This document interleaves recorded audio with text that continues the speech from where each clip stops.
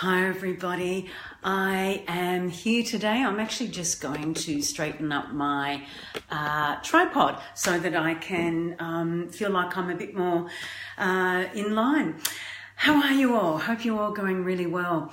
I'm doing my Facebook Live, of course, for Monday, being Life or Biz Wisdom before I'm about to head out. So I wanted to talk to you today about a concept that's called the minimum effective dose. And, you know, you might be thinking, what's that, a medicine or something like that? And I suppose in a way it sort of is, or a prescription, so to speak, if I think of my health background coming up. It actually relates, though, to productivity, or that's certainly the way that I'm going to be talking about it now.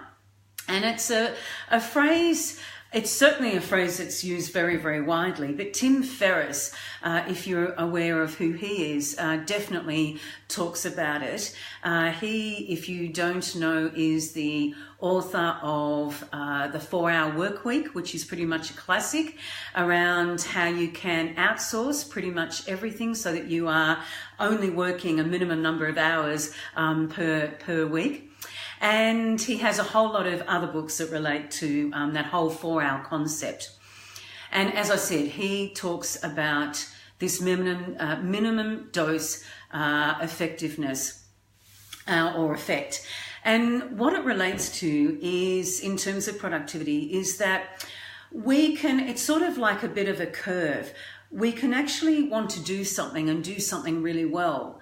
And of course, that's, you know, what we want. We want to have a good standard of quality with perhaps the work that we do in our businesses or the way that we do things in our personal life, whatever it might be. And so, you know, we might start off, you know, here at a low point and we do our best, and we may even adjust things as we're going so that we can improve them. My background, an aspect of my background in my corporate career was around continuous quality improvement. And so we would have a process and we would measure and test frequently to see how we can improve that process. And so that's why I'm sort of doing this upward curve, because we would be able to identify where there could be improvements made and then test those, and hopefully it comes about there being an improvement, and if not, then we might try something else. However, and this is what this minimum dose effectiveness refers to, it gets to a point where we go up and up and we actually reach a bit of a pinnacle. And in fact, what can happen is we can start to go down the other side. So what I mean by that is it reaches a point where if we test and measure and tweak and adjust things continuously, there will probably only be a highest point that we can reach before we start to level off.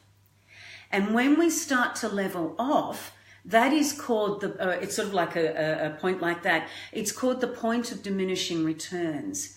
And what that means is that beyond that point, we're actually not making improvements. We start to level off, and as I said, maybe even go down to the point where whatever it is we're focusing on can actually be a worse level, if that's the right English, of quality, a poorer quality than if we'd left it at this point where we're still on the upward curve.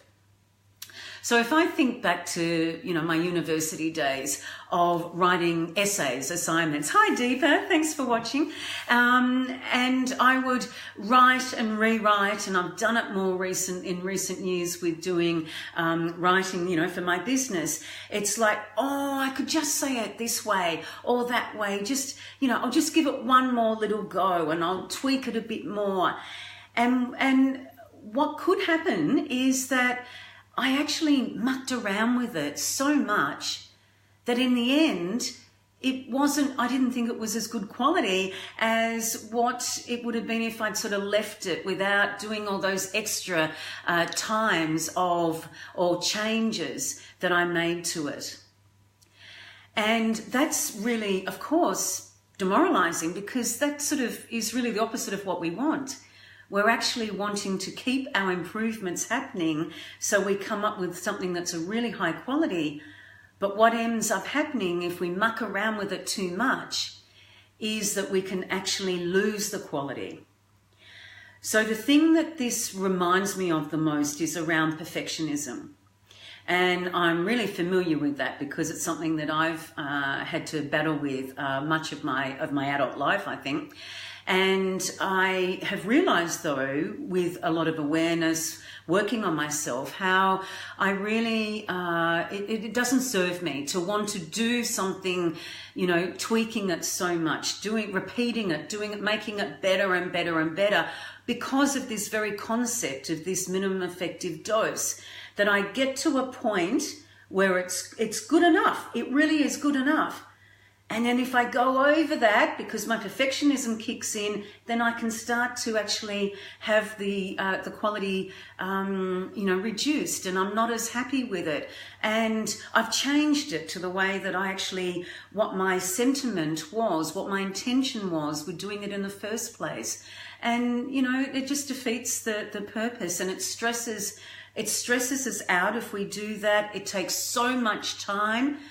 It's actually counterproductive, definitely, because we have wasted that time trying to perfect it, and we haven't actually achieved that.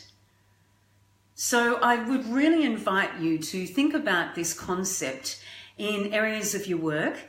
Where are you making those adjustments, which to a level, to that point of diminishing returns is a good thing, but beyond that, it starts to actually not be a good thing. It starts to be a hindrance rather than a help. So what are the things that you're doing in your business and in your life generally that you can relate to that? It could be, I'm thinking of an exercise program where you push yourself. Yeah, I can do, all these reps, muscle, training or running or whatever. And then we can get to a point where we actually perhaps even injure ourselves. We may be really exhausted, and it actually therefore isn't really a benefit. That had we stopped at that point, and that's the trick, is finding what that point is, just before the point of diminishing returns, and actually saying to ourselves, this is okay. I don't need to get into that perfectionistic mode and think that it has to be perfect. It's good to go. As they say, done is better than perfect. And I'm going to, just measure it and just see how it goes as it is, in terms of releasing it. Say something that you're writing promotional material for your business or something like that.